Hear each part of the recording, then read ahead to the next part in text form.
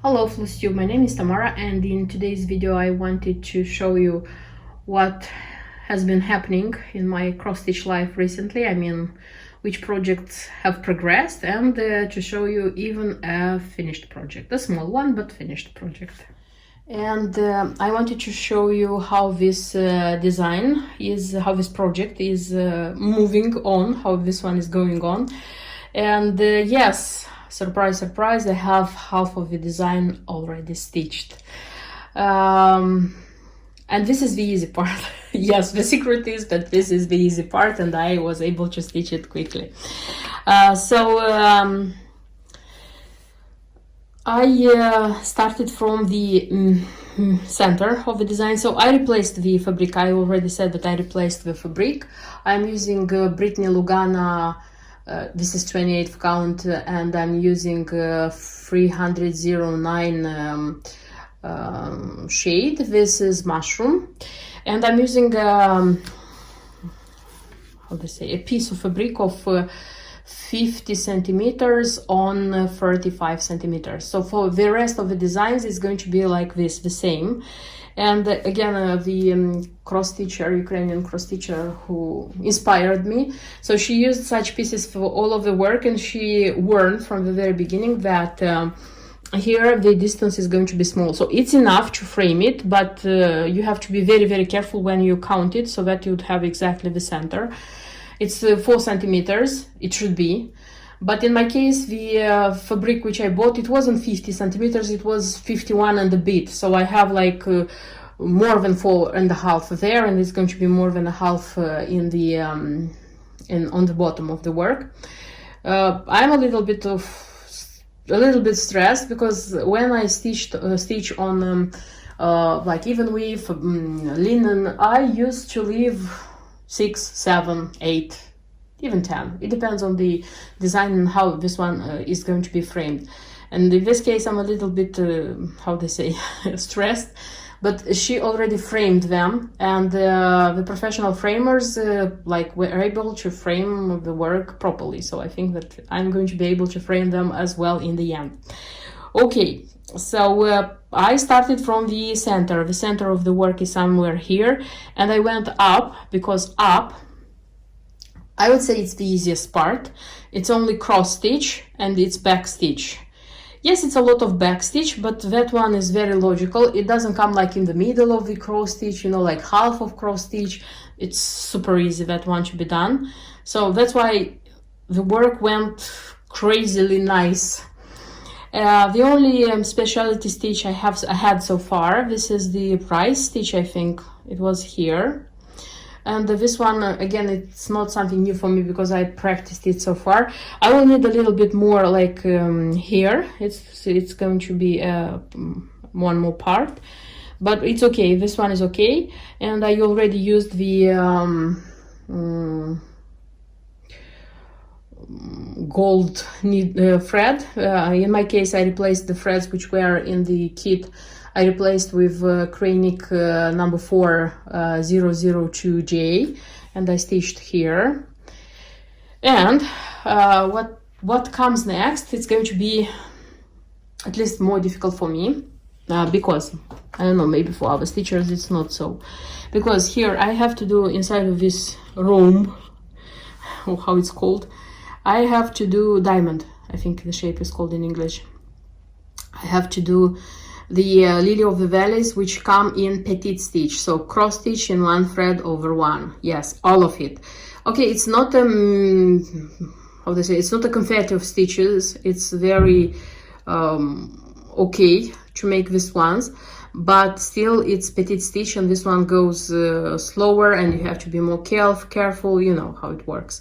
Then it's this Bargello, which also is not complicated, but as far as I saw in other stitchers reports, they say that you have to be very careful when you start, because if you don't start from the one you have to, it's very easy to get wrong, and when you realize that you are wrong, you have to frog everything and start again because you realize where you should have started. So that's why I have to be very careful starting this one correctly, so that I wouldn't like turn back and frog and start again. Then this one's these ones. They are stitched in bullion stitch. I already watched on YouTube a stitcher doing them very easily, as she's doing them. I don't know how easily it's going to be for me, but I already have saved like the way of doing them. And then these tassels, in the end, they are long stitch. Technically, they shouldn't be complicated, but they have to be arranged very neatly so that they would have a very fine final look, I would say. So yes, these are the tasks for me. The rest of the thing, like the lily of the valley, what is the color lily here, they come in cross stitch, so nothing special here. But for those which I told you about, these are going to be for me kind of an exam, I would say. So yes, I will let you know how this design is going on. I'm not sure if I'm going to show you the ready work or maybe something in between. Everything depends on how quick I'm going to stitch this one and how inspired I would be to film it for you. So, to be continued.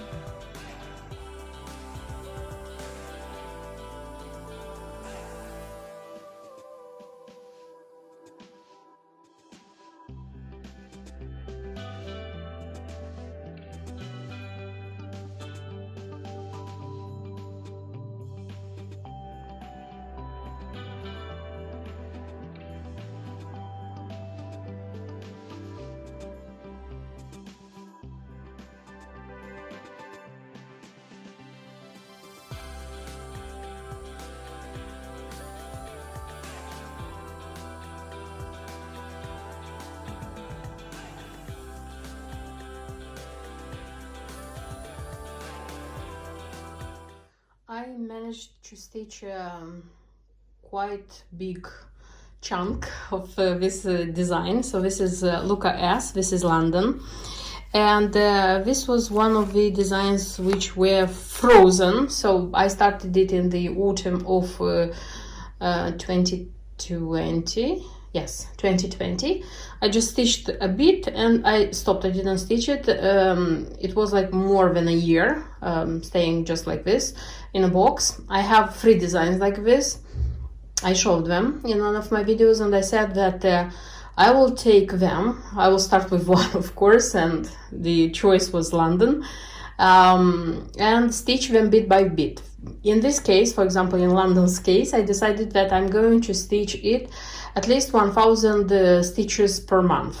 So this is not a lot, but if you stitch that 1000 and you stitch it regularly, anyway, it's going to be progress, and in the end, in few years, 2, 3, the work is going to be finished. I did a great job because I didn't stitch only 1000, I stitched much more because I finished the telephone box. And yes, I said previously that I'm going to show, like in my videos, I'm going to show the progress on this work only when I will have stitched quite, how they say, logical parts, logical chunks.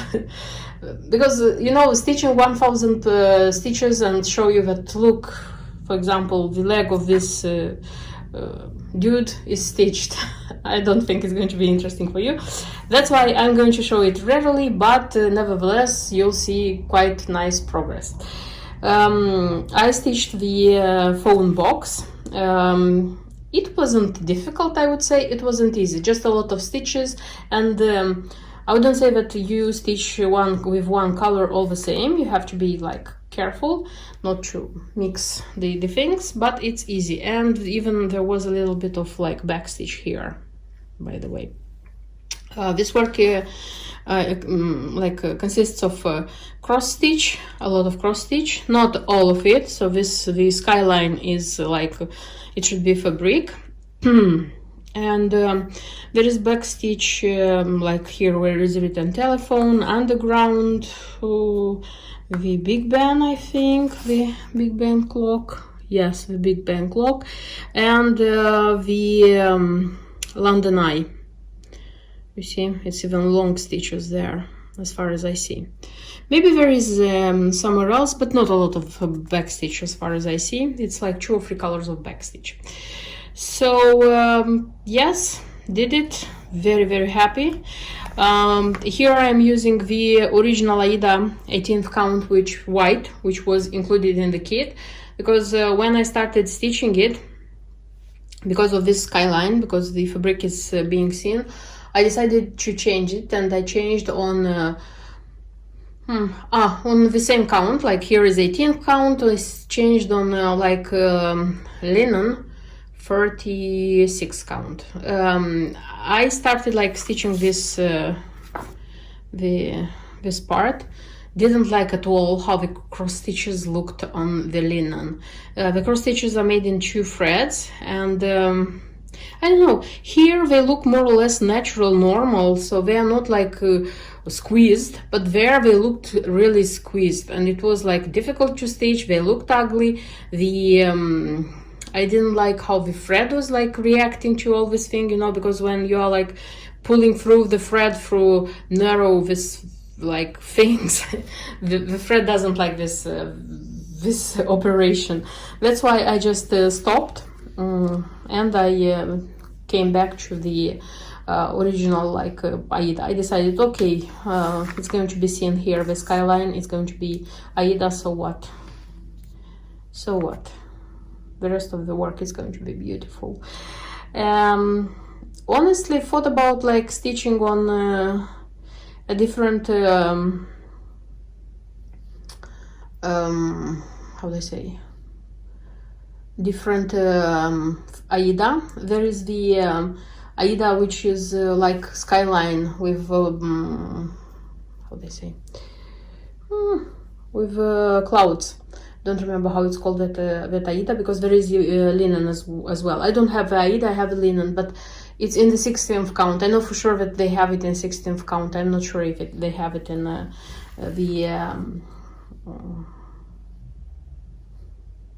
18th count. Nevertheless, it's going to be nice, because this one, it's mostly, you see, like it's dark, it's black, gray, red, and the orange trees, because apparently it's autumn in London. So yes, this is what I have managed to make, to stitch so far. I even have a needle minder. I wanted very much needle minder, which would like be very significant. Very simply, I tried to look for some magnets, you know, like fridge magnets, which they usually the touristic, or how they should say, shops sell them. Didn't go to the shops, tried to look for them on eBay. Didn't like what it was there at that moment, like, because I looked like one day, looked, found, and that's it. Didn't come back to look more times to see if they have something different. Okay, so what I chose, it's a phone box, but this one is not a it was not a magnet. It was key fob. Yeah, key fob. You see what I did? I actually made a magnet. Yes, it's quite bulky, but it's nice, you know. It's like, it's nice. I like it. I like it a lot.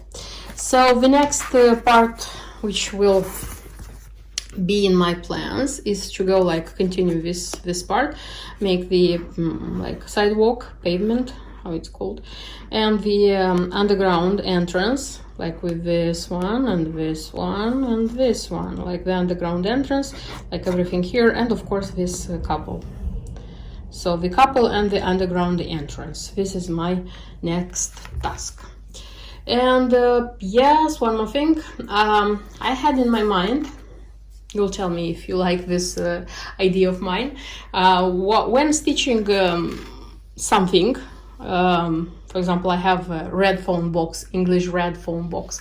I decided to look up for information and tell you a few facts, or maybe a short story, real historical facts about this specific thing. For example, in this case, I'll try to look up for information and tell you why the English phone boxes are red and why they are so iconic. Because you know that a lot of tourists, or most of the tourists who come to UK, it's a must, it's a tick on their list to have a photo with a red phone box.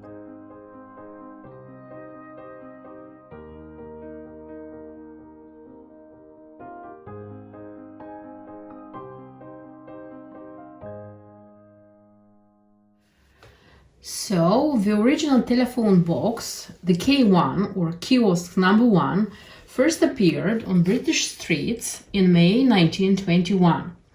And there are only 2 left on our streets nowadays. Honestly, I haven't checked if they are still there, but they say that there are just 2. The K2 was only ever designed to be used in London.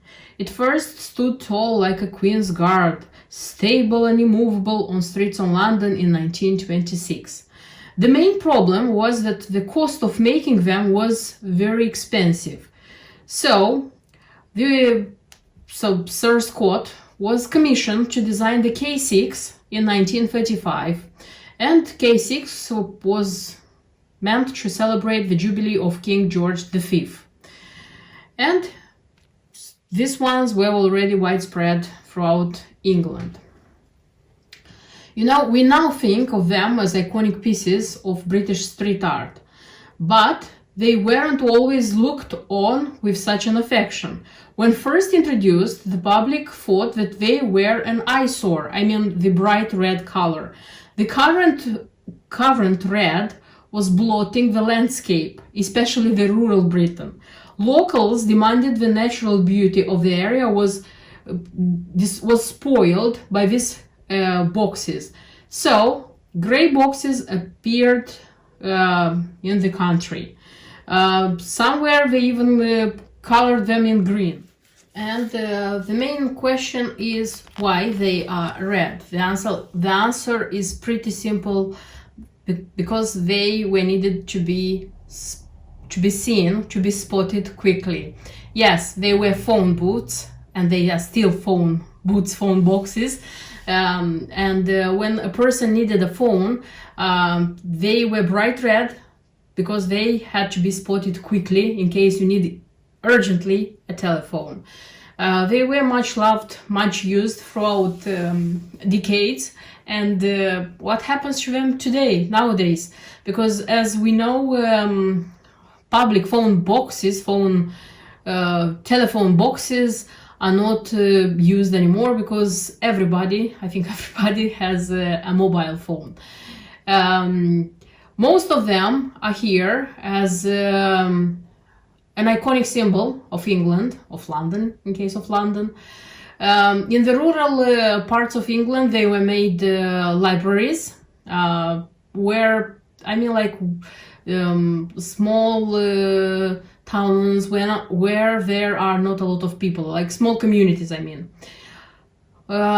Some of them, they say that were kitted with first aid kits, so that when people will need one, they will spot the red phone box and will run and take from there the first aid kit. It is said that one of them even has a defibrillator.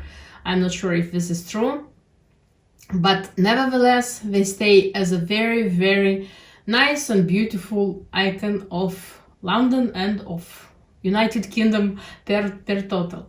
So if you are in UK, don't forget to take a photo with a red phone box. And I have a finished project as well. Yes, a small one, but still it's a finished project. So this is such a design by Mill Hill. This is the Birdhouse Medley. This is from the series of Treasured Stitching Band Kit. Design is called Rambling Rose House. And these designs are very beautiful, and unfortunately Mill Hill took them out of production, so they are not produced anymore. So if you're catching one of these, it means that you caught an OOP kit. I have a few, not very many, and wanted to start at least one to stitch to see if I like the ready finished product, so that I would decide if it worth catching and hunting more, or I will stop with the ones which I have. So I started with a springy design, at least I think so, and stitched it for quite a long time, but this was because this one was stitched parallelly with with chatelaine. It means when I was stitching that big chunk of my Sanssouci castle, this was the only one which kind of took my attention from that design. When I was like too tired of stitching that one, or I didn't want just to stitch on that big project, I took this one. That's why it took a long time, but if you have time just for this design, it will take you maximum 3 days with the like finishing and all the things. So this is what I have actually. I don't like the bow here, but I was already starting being nervous. That's why I decided to stop, because I was risking doing something stupid. Just a sec. And this is how my design looks like. It's a very beautiful one. So Band Aida, 18th count, and it's cross stitch. There is no back stitch. There are a few French knots, a lot of beads, petite mill hill beads, and a few treasures which make this one a little masterpiece. This is how it looks like. It's a very, very beautiful one. I love it like enormously. So the stitching, I mean the cross stitch with the threads, went very quickly because it's not a lot. And then the beads, the petite ones, they took me quite a lot of time. Thanks God they are not being stitched in cross stitch, as I mean the Mill Hill instructions ask you to do in the 14th count designs. They were attached in half stitch, so these are the leftovers, and I attached a lot, believe me, a lot. So after attaching like half stitch beads, the usual normal ones, then I made the loops. You see the bead loops which formed the flowers. So here are like the white ones I have here, here and here, and I have cream ones here and here, and this one which was made according to the instruction. So this one should contain like 6 beads in a loop, and I didn't like it, and in this ones I already used 5 beads in a loop, and this one looked much nicer. So the conclusion is that you have to improvise and you have to see what's best for the work still. And the treasures. So here, what I like about these works, these designs, that they are quite small, but they have so many treasures, so many treasures. So this one has this bird, then it has 2 flowers, this one and this one, and it has 3 yellow beconnesses.